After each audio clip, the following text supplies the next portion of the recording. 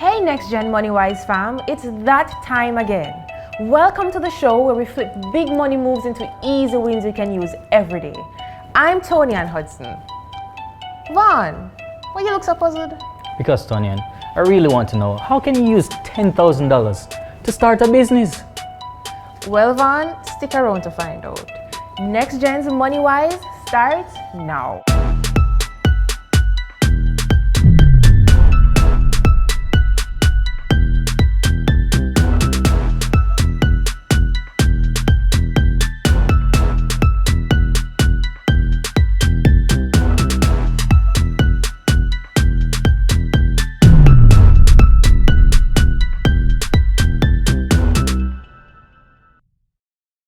So first things first, is $10,000 enough to start a business?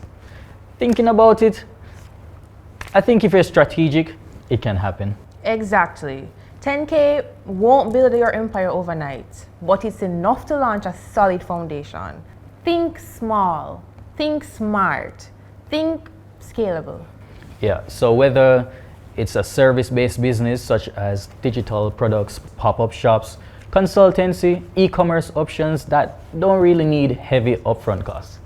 Yeah, Vaughn, I really believe that people can find solutions to problems using minimal resources.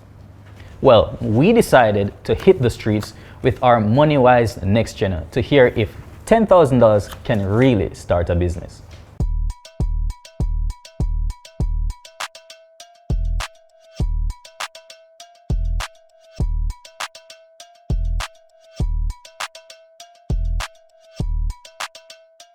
Can you start a business with just $10,000?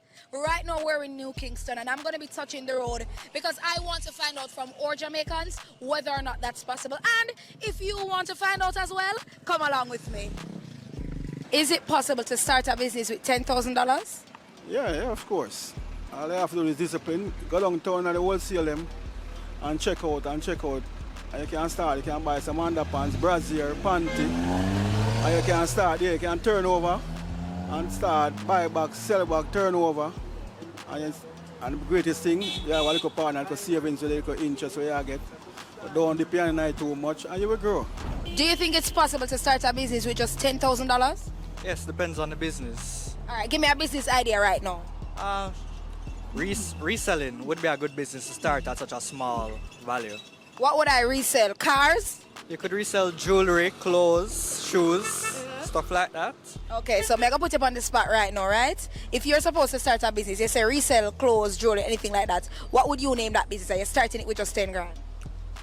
Island luxuries. Island luxuries? Oh, why sound like you think about that already? It's a business I had in mind. Oh, But I sell okay. clothes, jewelry, such stuff, because that's what Jamaican people like. What kind of business would you start with just $10,000? Depending on what exactly you're good at, I would say drop shopping. Drop shopping? If you can find a good product that has a low resale, a low purchase value and a high resale value, you can make a good profit in a certain amount of time, but it's no quick money maker. It's a good start though. Yeah. I like how you think, but you're saying it's possible. Yeah, it's possible. All right, so right now I'm going to put you on the spot. Let's just say you start your business with drop shopping. What would be the name of that business? Haven't reached that far. Haven't reached that far. Yeah, but come up with a name on spot. That's why it's on spot. Top Shop Enterprise. Top Shop Enterprise. All right, Top Shop Enterprise. More on the spot right now. More you come up with an advertisement for Top Shop Enterprise. A quick 15-second ad. Let's go. You name it, we buy it. As long as it's good enough to ship to Jamaica and you want it, we will carry it for you. You think it's possible to start a business with just $10,000? I think it is. If you do like digital marketing, and there are many other things that are out there now, lucrative side hustles, and you can really just start up with 10,000. It doesn't take a lot to start up, especially with AI agents. It can be done. That's it, folks. You heard it all. What kind of business can you start with just $10,000? I think it's promising. I think it's hopeful as long as you plan and you put in the right work. It's possible to start a business with $10,000. I would have started my little business, I'd call it Danger Treats, and I'd just sell sweet goodies. If you want to find out more information about anything that we discussed today, always remember to visit your local credit union. Bye, guys. Well, there you have it, folks. Some very interesting business ideas. You now broke yourself, right? All right, online squad, it's your turn. Drop in the chat. Which credit union product or service would help you kickstart your business? Share your answers in the chat, and you can also have a chance to win $5,000. That's right. They say experience teaches wisdom. And for our next guest, she started her business with only $10,000. That's right. We are talking with founder of Phylis Virtual Office and entrepreneur, Phylicia Taylor-Grant. Hi, Phylicia. Hi, Tony. Welcome. Hi, Hi, Vaughn. Thanks Phylicia. for How are having you? me. All right, so tell us, how much money did you have to start your business? 0. So how you started the business? All right, so I was on my phone all the time, scrolling through. Everybody have them data or Wi-Fi at home, and you have your phone, right? So I'm on my phone all the time, and a friend of mine said, "You want to make some money?" I said, Of okay. course. I have nothing to do, right? And so I said to him, how?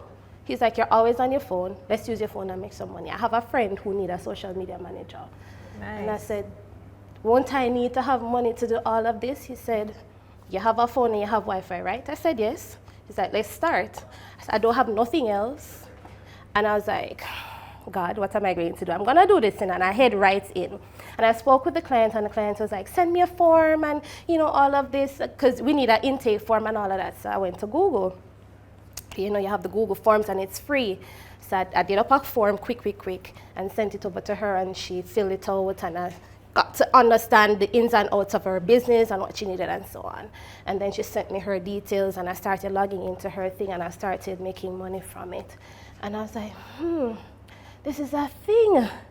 So after I got my first payment, I decided that, all right, so this money that I have now, I can now reinvest it into the business to start buying the different tools that I needed. So I went to YouTube to start researching YouTube Another University, free resource, another yes. free resource. So I'm utilizing all the free resources that I can so that I can make more on top of what I already have. And how would you compare your startup to your first earning? Meaning that you use the phone, I guess you use your Wi-Fi, and then you got paid. Was it worth it? It was worth it. It was worth it. My first paycheck was 150 US. Are you hearing that, Vaughn? So you're saying you made $150 US, Yes. In not 2 even weeks. using $10,000 to start a business with no money at all. No money. You started a business, Started and it's a successful venture right now. Yes. Okay. Okay, and what's one financial lesson you've learned starting with little money? One financial lesson I've learned, don't eat it all.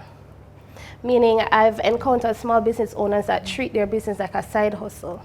Wow. So once they get a small profit, they start eating away at it, right? And I would never encourage someone to just jump from their 9 to 5 because they're frustrated and right into an entrepreneur lifestyle. Keep your 9 to 5 and treat your business as if you're going to be leaving a legacy for someone else to inherit. Find your why, right? Find your why. And that's what's going to drive them to be able to say, listen, I'm going to get up and I'm going to treat this with the professionalism that it needs, with the integrity that it desires, and keep going. But they have to treat it like a business and not just something that I'm going to just eat from tomorrow. Reinvest the money, turn it over, find new ways to serve the people that you're serving in new ways, in better ways. Keep the integrity high and use it to build. Yeah. Sure. I definitely agree with what you're saying, and I feel like, based on my experience, when persons have a startup, it's going good, and then eventually something falls off, the quality falls off. It's more about the money, or Yeah. So I think that's a really powerful thing to kind of reiterate for persons to know, because starting a business is not easy. Not for the And faint of heart. you've gone that far to start it, so you might as well do what Finish it. Yeah. Right. And I love that you said you're building a legacy. Yeah. you know, because that's what it's all about. Yes. And my daughter this morning, she reminded me to talk about me, because everywhere I go, I tell everybody, I'm doing this for her. Yeah. I'm doing this for her. That's I'm doing your why. That's my why. your I get why. up every day and I make sure that I put in what I need to put in, because at the end of the day, she wants to inherit a business from me. Yes. And I admire that about her. So why not do the work now so that it's easier for her when she comes up? Not that I'm going to spoil her. She has to learn the ins and outs. Even right now, if my phones ring, I have different phones for different clients, and she will know which one is ringing. Like, Mommy, so-and-so is ringing. And if I ask her to answer, not that I will, but if I do, she practices and she will say, oh, hello, da, da, da, da. This is How so-and-so. old is she? She's 6. Look at that. She's 6. So we have to train the next generation Yes. to actually learn the business, learn what it's all about, to be a businesswoman, to be a strong woman, and grow up into that, so that they will know, okay, tomorrow when I start my own business, I need to ensure this is in place, this is in place, this is in place, because this is what I learned from mommy or daddy. Yeah. And I think that's one of the most precious gifts a parent can give a child. Yes. You inherit a business, you inherit a home. You know, that really sets the foundation. So kudos to you on that. Thank you. Yep. Thank you. So talk to us now about scalability. How were you able to scale the business? All right, so scaling is not easy. And like we said earlier, it's not for the faint of heart. No. Especially when you're trying to find the right team. So how I scaled is I foster relationships very well, right? You have to treat, if it's even one that you have, treat it well. The way I get my business is through referrals. Word of mouth is I strongest. don't market very well, right? I do it for my customers Yeah. very well, but I am so wrapped up into serving my clients that sometimes I forget myself. Yeah. I'm being honest. Yeah. But at the end of the day, I don't take it for granted, but because I wrap myself with my clients so much, I ensure that I give quality Yeah. all the time. Even if I don't feel like getting up today and talking to somebody and the phone is ringing, I have to get up and speak with them in a professional way and rap with them. I used to work in the call center, they call it rapport. You have to build rapport. You have to make sure that you know your customers and that kind of a thing. So the first thing I do is to ensure that my relationship with my clients are so that my clients are now my friends. And some of them are even like family, right? Interesting. And after you've developed that whole relationship with them, they start to give referrals to you. You're going to need hands on deck. Yeah. Start building a team. I'm virtual, so I may not have the physical space, but you invest in a virtual team, other professionals in different areas that will be able to help build In the areas, business. So you Right. outsource from time to time. Right, so I have an outsourced team. One of the things I ensure that I do though, I'm a research girl. So I ensure that if I'm going to be researching to a marketing department, I know about it first. Yes. So that if they're messing up, I can say, listen, reel in. If it's customer service, I'm a customer service guru. Reel in, come again. So I have to ensure that my team knows the quality that I need to deliver and delivers it. They have to have the same drive as me. And at times it's hard to find, especially because the nature of my business is so much so that a lot of the older folks don't necessarily want to be in this area. Yeah. So I have to be leaning more to the younger folks. It's not even that they don't want to, but they don't understand it They that don't much. understand it that much. Yeah. And they don't trust it either. Because Yeah. I remember when COVID started, even before COVID, I had been pushing, trying to market myself to the Jamaican market, and nobody bit. They were slow to it. Nobody bit.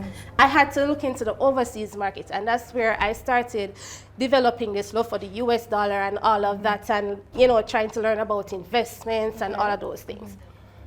Until COVID hit, when persons started realizing that this Things is can a be thing. done online. And I realized persons who I was trying to target from before started coming back to me, Phylis, I'm sorry. You're still available? And I'm like, I'll make time for you. Don't worry about it, for sure, We're not leaving any money on the table. So amidst COVID, when the economy fell, you were on a rise. Yes. So how did that feel in that moment? Bittersweet, because I don't know if it's guilt or hurt or I don't know what I was feeling, but I was kind of down because a lot of persons weren't earning and they weren't considering this concept of working remotely, working online, earning in USD or a J-dollar, whatever the case is, from their own homes. A lot of persons, they may want to be in the area, but they didn't have the discipline that it took. So I would take persons onto the team and clients calling and they're not answering the phone. You check a stock, them gone somewhere, you call them big bus in the background, honking and all of that. And I'm like, no, you can't treat it like that. If you're gonna dedicate 4 hours to this thing, dedicate 4 hours within a space where it's conducive for you to be able to speak to clients and do what you need to do, right? Okay. If you're on the go, ensure you have your devices. All right. Right? So I guess you touched on the last question that we've had, to give an entrepreneurial tip. You gave us, you said we must have a why, which pushes you, and just always be professional, be ready. Be ready, be ready, be ready.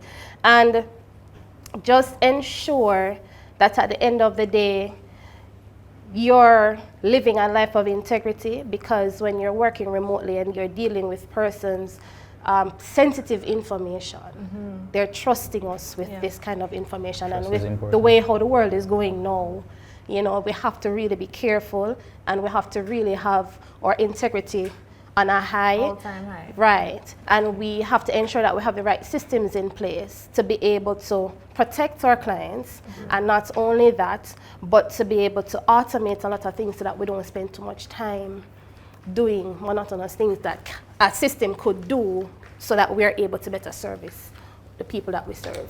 All right, thank you so much for joining us today. That was Phylicia Taylor-Grant, founder of Phylis Virtual Office. She shared some insightful tips. Thank you again. It was a pleasure to be here, and thank you for having me. Awesome. But before we go, we would like to leave you with our Credit Union Money Tip, powered by the Community and Workers Cooperative Credit Union. Validate your business idea with a small audience, or MVP, minimum viable product. Before spending big, proof of concept beats passion alone. You ready to leave? I think so. Okay. So, bye Next Gen MoneyWise fam.